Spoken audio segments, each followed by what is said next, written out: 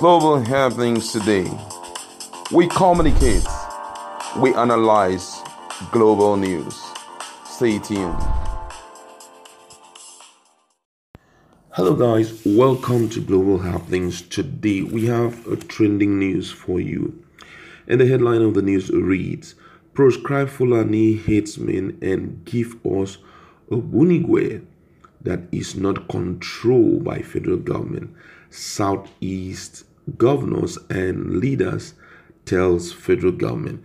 All right, but before we go on with the details of the news and further analysis, we'd like to encourage you to please subscribe to our channel by clicking on the red subscribe button and also on the bell icon so that you can get notification anytime we publish videos on YouTube. All right, let's look at the news in detail. The Southeast region on Wednesday demanded the establishment of Ogbunigwe security outfit.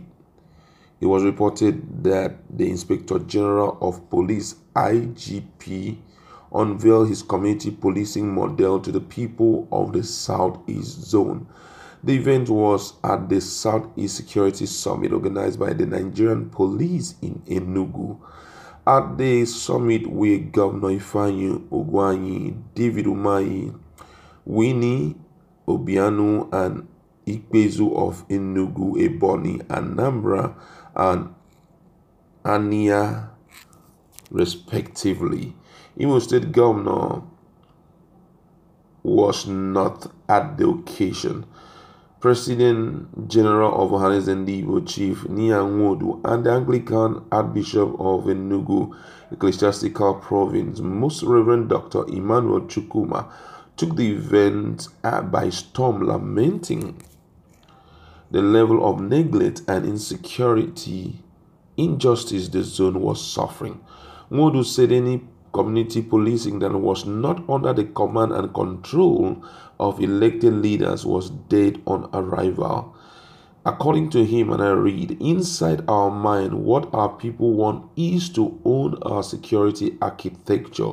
The law should find a way of allowing us to have our own Ogbunigwe.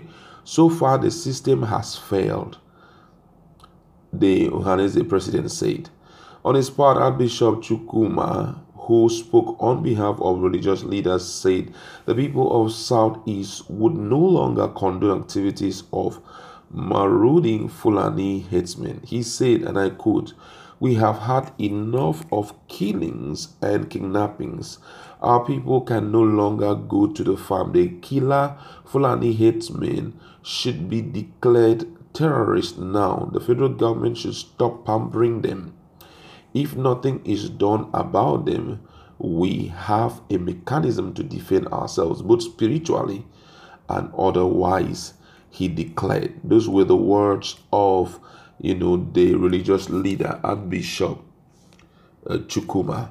And this is quite a very important issue. And we had already preempted this, and it came during the time that Omoteku was, launched in the Southwest. A lot of people didn't really ask or did not really understand the importance of Omoteku, not until when it was launched and their duties were clearly spelled out. One of the things that most of these people are demanding is the fact that they need a particular security outfit that can be controlled, because they believe that the police, the army is regulated by the federal government, and there are certain things, a certain set of people whom the federal government can tell the police, hey, these people, they are first class citizens, this one don't touch them, this one don't touch them. So we do not need the police to bring up another police, community policing again. We are not interested. All what we want is a group of security personalities or persons or personnel that we can control. So anything that is done in our community that is adverse to us as a people, we can clearly come out plain and said, tell our security outfit, arrest these people, arrest these people. That's regionalization. A kind of, they want to have their own, region protected, a kind of. So looking at all of this, what do you think? And they have also suggested that they should proscribe the Fulani herdsmen because of the level of mayhem they have caused in the southeast. How possible do you think the Inspector General of Police will consider this? Well, this is long overdue, but let's tell ourselves the truth and let's call a spade a spade. Who's going to prescribe them? Is it the present government? Is it that they have not heard that Fulani herdsmen over the months, over the years now has been causing mayhem in other regions? It's not just the southeast; it's both southwest. They're already presently we are feeling them right now in Lagos. So it's not a new thing anymore. So this whole issue of prescribing them, it didn't take the federal government didn't take them 48 hours to prescribe IPOB. I'm so surprised it's taking them more than 2-3 years to even think about. In fact, they're even telling Nigerians that the Nigerians are not patient with their neighbors. They should be patient with their neighbors, which means if the federal government have decided to look the other way when it comes to issues of the menaces caused by Fulani herdsmen, is impeded, is normal, it's now compulsory that the Amotekun of the Southeast should be up and running.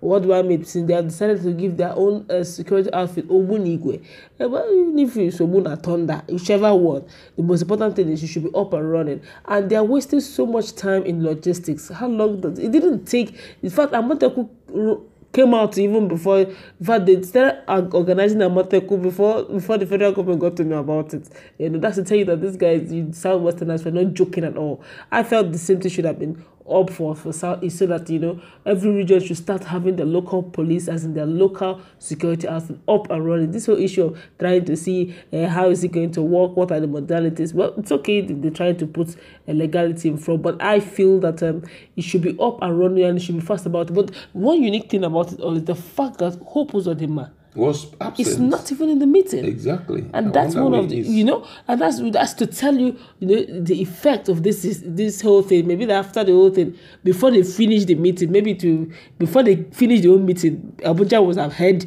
the whole minutes of the meeting, the agenda.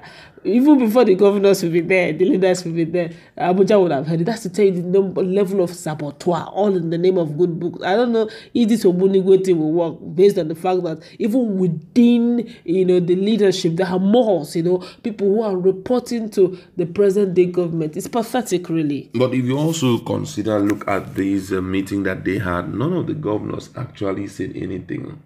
It was two personalities that were mentioned, and that was Nyango Nwodo, who is the President General of the Ohanaeze Ndigbo worldwide, and also the man who represented the religious leaders in the southeast, talking about Archbishop Chukwuma, which most of them are quiet over this whole issue. And the question that bothers the mind is, does it really mean you are only there to represent the interest of your party and you forget about the importance of your own people? You don't even talk about it. You don't even look at, it's really amazing. Look at what happened in the Southwest. They came together. Somebody like, what's his name? This guy is in Ondo. Not Sheyi Makinde. Akeredolu say he doesn't mind trading his second term so that he can protect his own people. Because, hey, whether you like it or not, APC will come and go, but your people will not forget.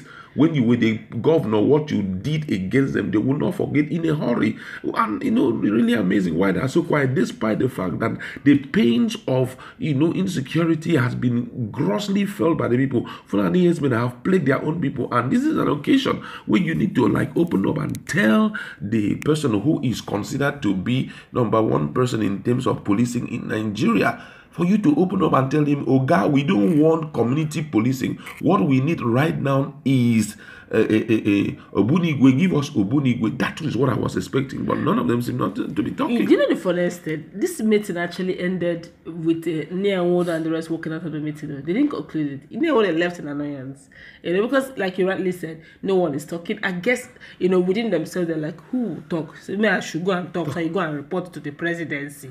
You don't forget that, everywhere, so they know themselves. These are politicians. If you look at the world here does not have any political position, as a governor or even as a commissioner. So he has nothing to lose technically, okay? And don't also forget that's a clergyman, so he doesn't have a political position. Don't also forget that Dave Umahi, it's one leg in APC, one leg in PDP. What it means is that is a little closer to the presidency. So why would he be speaking about Obunigwe? That's like saboteur, that's like working against the presidency, and which he wouldn't want to do that. Uzodinma shouldn't be found here, because don't forget that he got this whole thing on the platform of the fact that the federal might came into play here. So why would you want to be in a committee where they are setting up Obunigwe? You're like working against your own paymasters, so to speak. So you just see that everyone is actually scared of his own position. They are scared of no one wants to speak against the federal might and all that. But then posterity will be there to remind them, because this thing they're playing, calm fingers, calm hands with. By the time they strike, it will be probably too late to start recruiting hands and all that. Make hay. I think they should have started now. What does it take? Even if you're not, if you're not even a pioneer, Southwest have already started there. So why should you even be scared? You're not the pioneer. There have been a case of South. You can even give the excuse of the fact that Southwest have started theirs. Southeast is theirs as well. Exactly. Everyone knows the menace that Fulani herdsmen cause. I'm so surprised that still playing politics on this. And now that secretly we are hearing cases of Boko Haram entering into other geopolitical zones is an indication that everyone should prepare. One of the things I seem not to understand is how does Southwest get first-class information? Because for them to immediately form a security outfit it's like they had already heard that these guys were about to invade the Southwest. And they had to let's create our security outfit and see how we can stampede, we can stop this menace that is about to come into our region. So don't forget, this one is just our analysis here. Don't forget that we still have the likes of Olusegun Obasanjo, who's still probably within the corridor of power. Yeah. Don't also forget, though VP is not talking, he's also a Yoruba man. Yeah, exactly. He may not be openly saying anything, but I'm sure he has one or two persons who's telling you guys, my hands may be tired technically, but this is it. I may not be able to say anything based on the fact that I am within the corridor of power and based on where you guys can take decisions. Exactly. And if you watch the way even this Omoteku was finally approved, it's amazing.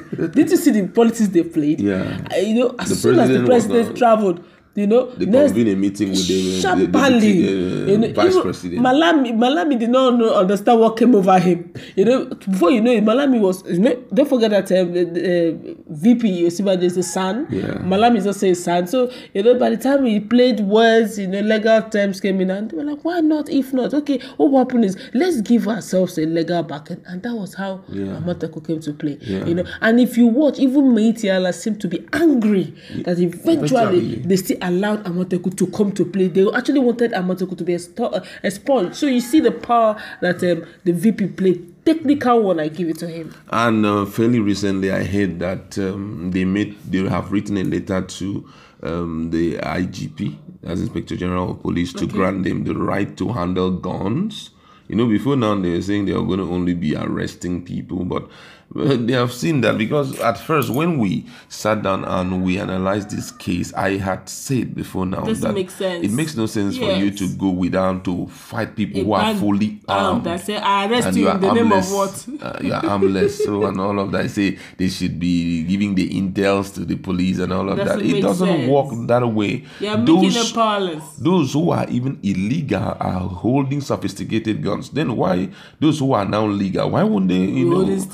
Why don't they go for a good gun and all of that? So they have written. I've not heard anything about it yet. I read in the papers and I saw it also on the internet. So right now things are really, really turning out the way most of them did not expect.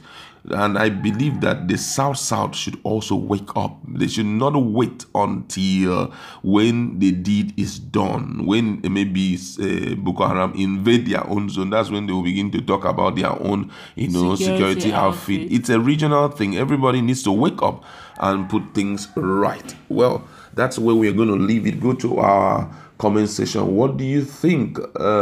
What do you have to say about the demand by the Southeast leaders after the meeting? They demanded that they want to form their own security outfit that will be controlled by their own elected leaders. Do you think that it will see the light of the day? Please, let's discuss this in our comment section. No hate word, just go straight to the point and tell us what's your position.